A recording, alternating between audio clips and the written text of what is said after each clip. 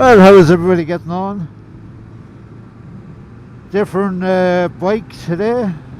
It's another R1. Unfortunately, it's not my own. There only a couple of days ago, I had some really bad luck. I was just driving along, heading towards work, and all of a sudden I heard an awful loud rattling noise.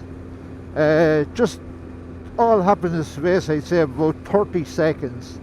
The very minute I heard the noise, pulled the clutch, fearing the worst, that it would have been something with the engine, and I kind of rolled it to a coast and stopped, and pulled in the motorbike. Now this is very early in the morning, it was still black dark where I was heading to work. So I took a look in, and this is what happened. You know, when I looked in the other morning, I couldn't see this. I actually waited until the motorbike was back into the motorbike shop, the local motorbike shop, before I could actually get a proper look to see what was wrong. So it turned out that something happened with the bottom end bearing, or the bearing went up, or I'm not 100% sure. The technical, oh God, I can't say it, the technical end of things. But to cut a long story short, blew a hole in the front of the engine.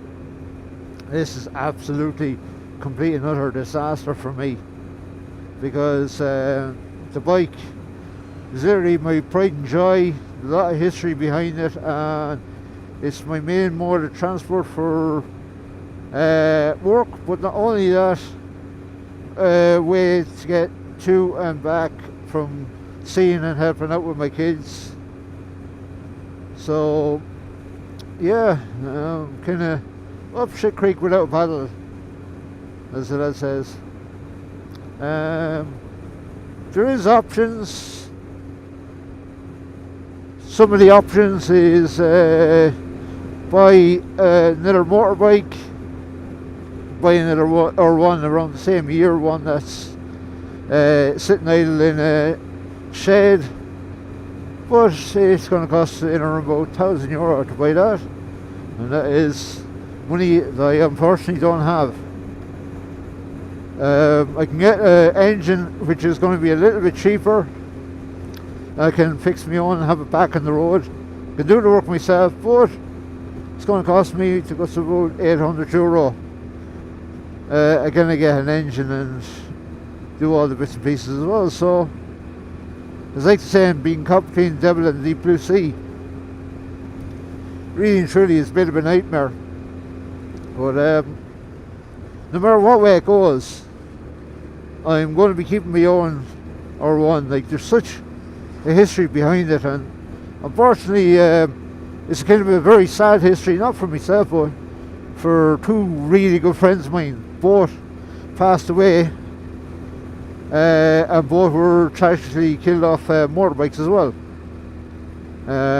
Not the R1, but other motorbikes that they used to own. With Stephen, really good friend of mine. We used to travel together years ago. We used to go to the road race, and we used to do literally everything together. And he was the owner of the R1.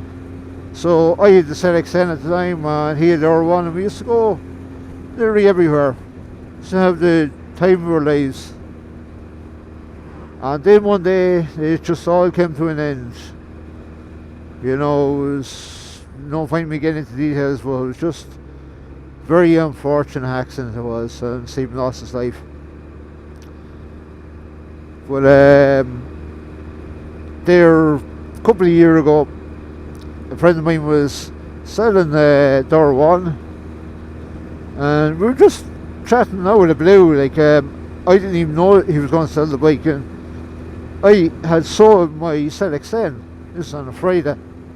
So I said to him, look, I said, I'll call over to you on the Sunday evening. So I went over on Sunday evening, and lo and behold, I bought R1 in memory of Stephen.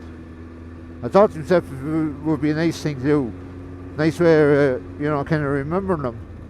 So the other bit of tragedy that goes with the bike as well is the person that spray painted the bike, Kieran Kinney. Kieran, another really, really good friend of mine. Kieran has been known all over Ireland for helping out people, not only with the bike scene, but cars and road racing, things like that. One particular rider from Athlone, Damien Horn, was competing in the Manx Grand Prix over in Isle of Man, and Kieran did a paint job for Damien's bike. But not only that, Kieran actually did a paint job on my bike as well. And really and truly, like, to give credit where credit is due, he did an absolute super job altogether. But unfortunately, no fault of his own, he was involved in a motorbike accident and unfortunately lost his life as well. So, it's just a thing. It's a thing with motorbikes. You either love them or hate them. They can be very unforgiving. If you get it wrong, or if somebody pulls out in front of you, you can be killed in literally the blink of an eye. It never put me off motorbikes. I've been involved myself in a serious road crash going back years ago. It took me about 9 months to get better, and in the 9 months I spent all my time rebuilding the motorbike, and I got back up and I went, so motorbikes is in my blood. But now I'm at the stage I really just don't know what to do. Financially, I don't have the money to go and fix the bike. Like, I can save up and all that, and yeah, I will get there eventually. I'll have the money that I need to redo the bike, rebuild it, respray it. But it's definitely not going to be straight away. So, and thanks to everybody that has supported me up to now, and they comment on my videos. I have a couple of unusual videos kind of coming out now shortly. There were bits and pieces I've recorded from last year and all that, so I'll be kind of putting them off shortly as well. Well, thanks anyway for watching, and as always, don't forget to rate, comment and subscribe. Thanks to my new subscribers.